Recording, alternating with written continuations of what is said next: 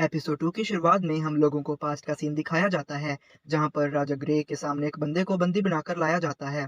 उस बंदे की गलती ये थी कि वो ग्रे को मारना चाहता था और उसकी पनिशमेंट है कि उसे अभी के अभी मार दिया जाएगा। पर फिर भी काउंसिल ने उसके ऊपर रहम दिखा दिया है। उस बंदे और उसकी फैमिली को उसकी कंट्री वापस भेज दिया जाएगा, जहाँ पर उनकी सजा डिसाइड होगी।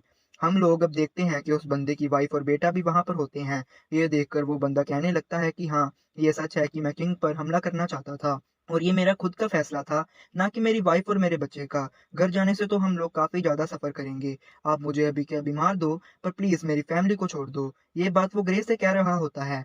तो वहीं पर ये सुनकर काउंसिल गुस्सा हो जाती है और कहती है कि तुम्हारी हिम्मत कैसे हुई बोलने की? तुम्हारा जजमेंट ऑलरेडी हो चुका है। ये सुनकर बंदा अब रोने लगता है और अब वो ग्रे से कहता है कि प्लीज़ मेरी फैमिली को बचा लो। ये सुनने के बाद ग्रे अब तुरंत जाता है और उस बंदे और उसकी फैमिली को मार देता है। ये देखकर काउंसिल खुश हो जाती है और कहती है, देखो किंग ने तो खुद ही मर्सी कर दी, तुम्हारी फैमिली को अब और सफर नहीं करना पड़ेगा। इसके बाद वो बंदा काफी ज्यादा हैरान हो जाता है और ना चाहते हुए किंग का शुक्रिया करता है। इसके बाद अब हम प्रेजेंट का सीन देखते हैं, जहाँ पर ग्रे, जो कि अब अर्थर बन चुका है, वो अपने फादर के साथ ट्रेनिंग कर रहा होता है। उसके फादर यूज करने के लिए उसे वही ग्लव देते हैं, पर अर्थर मना कर देता है और अपनी तलवार निकाल लेता है। अर्थर अब अपने मन में कहता है कि मेरी बॉडी इस समय काफी कमजोर है, इसलिए मैं इस ग्लव का अच्छे से यूज नहीं कर पाऊंगा, तो मैं अपनी लकड़ी की तलवार ही यूज करूंगा। इसके बाद अब उन लोगों के बीच फाइट शुरू हो जाती है, जहां पर अर्थर काफी तेजी से अपने फादर पर हमले करने लगता है। ये देखकर अब उसके फादर भी इम्प्रेस हो जाते हैं और वो अपनी लकड़ी की तलवार पर माना लगा लेते हैं अर्थर से लड़ने के लिए। अर्थर भी यही करता है, वो अपनी लकड़ी की तलवार पर माना लगा लेता है, सीधा हमला करता है, जिसकी वजह से उसके फादर जो लकड़ी की तलवार यूज कर रहे थे, उनकी तलवार टूट जाती है। ये देखकर उसके फादर काफी हैरान हो जाते हैं। वहीं वहीं पर अर्थर स्माइल कर रहा होता है, अपने फादर से कहता है कि ये कैसा लगा। फिर अर्थर के फादर यानी कि रे को दिखाया जाता है, जो कि एलाइस से कह रहे होते हैं कि मेरे हिसाब से हमें अर्थर को एक अच्छा टीचर देना चाहिए। तो एलाइस कहती है, नहीं, तुम तो कह रहे थे कि मैं अर्थर को खुद ट्रेन कर सकता हूँ। तो रे कहता है, हाँ, प्लान तो यही था, पर अर्थर काफी ज्यादा टैलेंटेड है। अगर उसे ग्रो करना है तो उसे एक असली टीचर की जरूरत होगी। तो जिस पर रे मना कर देता है और कहता है, नहीं, तुम्हारा मैजिक एक स्पेशल चीज है, और वैसे भी अर्थर ने इस लकड़ी की तलवार को तब तोड़ा था जब मैंने इस पर अपना माना लगा रखा था, और ऊपर से अर्थर तो सिर्फ 4 साल का है। ऐसा कर पाना तो इम्पॉसिबल है।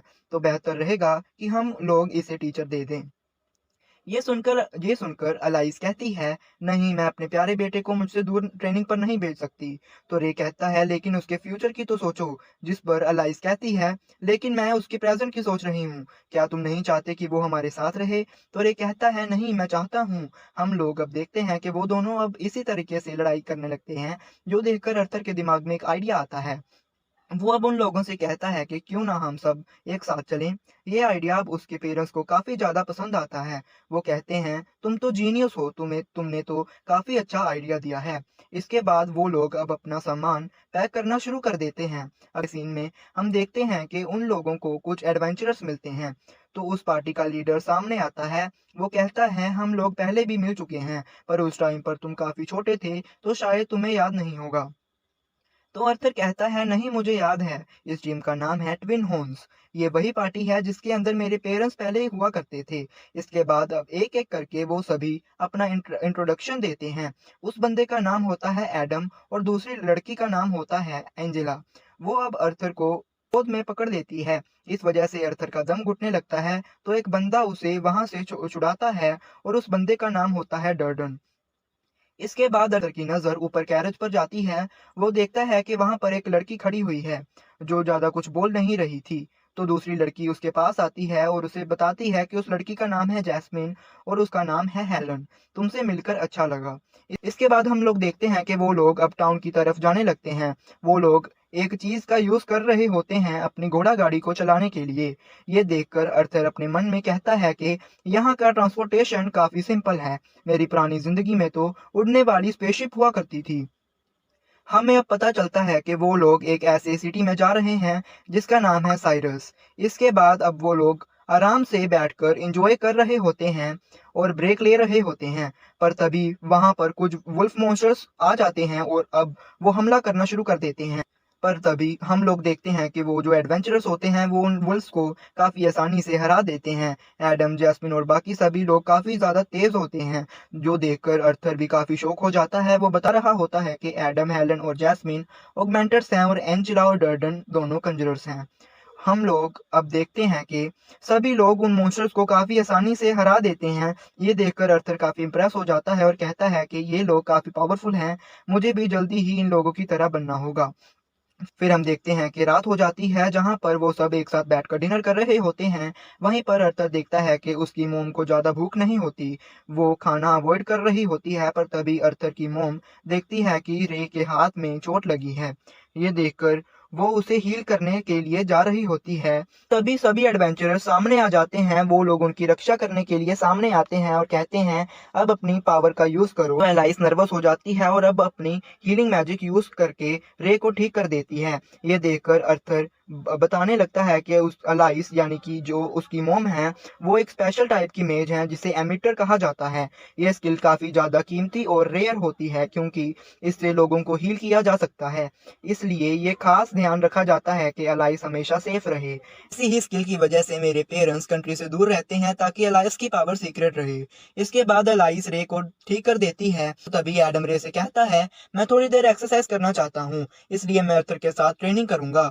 तो रे भी मान जाता है, जिसके बाद वो लड़ने के लिए तैयार हो जाता है, जहाँ पर एडम अपने भाले के ऊपर कपड़ा बांध लेता है ताकि अर्थर को चोट ना लगे। वहीं पर अर्थर सोचने लगता है कि कहीं एडम भूल तो नहीं गया कि मैं सिर्फ 4 साल का बच्चा हूँ।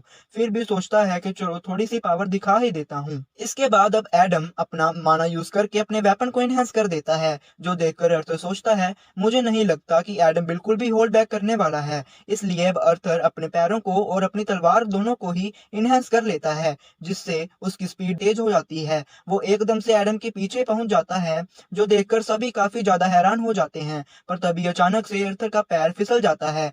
इस मौके का फायदा उठाकर अब एडम अर्थर पर हमला करने लगता है, जिसकी वजह से एक काफी पावरफुल सुपरसोनिक वेव निकलती है, जिस वजह से अर्थर हवा में उड़ जाता है। वो अब अपने मन में कहता है, मुझे लगा ही था कि मेरी बॉडी काफी ज्यादा हल्की है। अब अर्थर जब नीचे गिरने वाला होता है, तब एंजेला अपनी ताकत का यूज करके उसे नीचे आराम से रख देती है।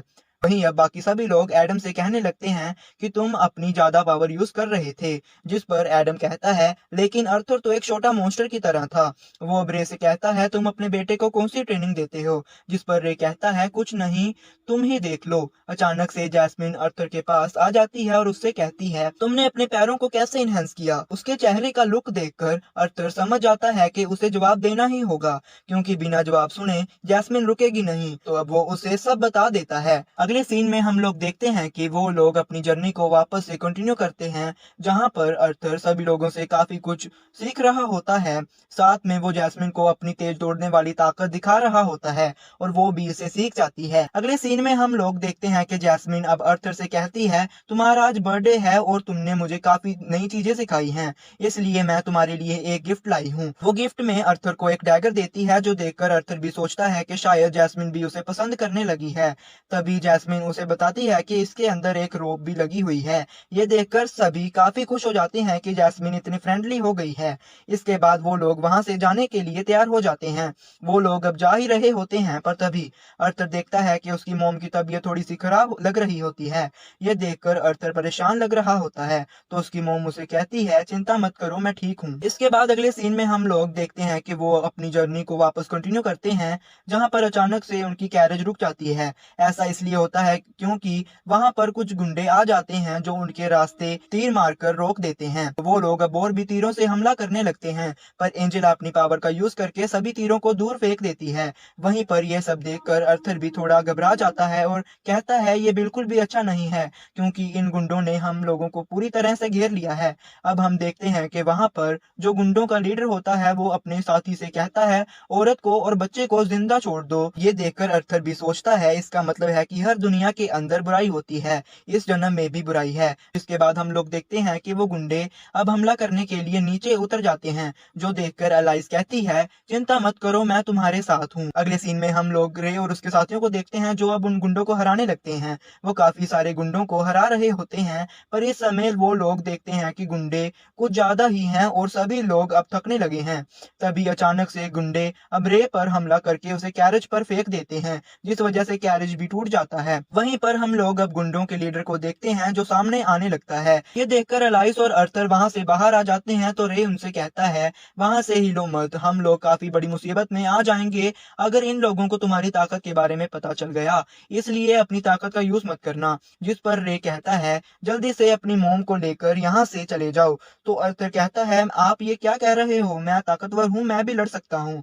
तो रे कहता है, अपनी ताकत का यूज अपनी मोम को प्रोटेक्ट करने के लिए करो, क्योंकि इस समय पर तुम्हारी मोम प्रेग्नेंट है। ये सुनकर अब अर्थर सोचता है, तो इसलिए मेरी मोम की तबीयत खराब थी। इसके बाद रे अब अर्थर से कहता है, अपनी मोम का ख्याल रखना बड़े भाई, तुम बड़े भाई बनने वाले हो। तो अर्थर कहता है, ठीक है। इसके बाद वो अपनी पावर का यूज करके अपनी मोम को वहां से लेकर जाने लगता है। ये देखकर गुंडों का लीडर उनके सामने आ रहा होता है, पर तभी रे उस पर हमला करके उसे रोक लेता है और कहता है, मैं उनके पीछे नहीं जाने दूंगा। वहीं पर हम लोग अब देखते हैं कि कुछ गुंडे अब अर्थर का रास्ता रोक लेते हैं, पर एडम और जैस्मिन उन पर हमला करके उन्हें साइड कर देते हैं, जिससे वो लोग अब आसानी से वहां से भाग रहे होते हैं। वहीं पर अब अर्थर अपने मन में कहता है, मैं वो इंसान था जो लोगों से काफी कुछ छीन लिया करता था और मैं अब उन लोगों की जगह पर आ चुका हूँ। मैं भाग रहा हूँ अपनी चीजों को बचाने के लिए, लगता है यही कर्मा है। इसके बाद वो लोग वहां से भाग रहे होते हैं, तभी उन लोगों को एक मैजिशियन देख लेता है। वो अपने मैजिक का यूज करके उन लोगों पर हमला कर देता है, पर तभी अर्थर अपनी मोम को साइड में कर देता है, जिस वजह से वो हमला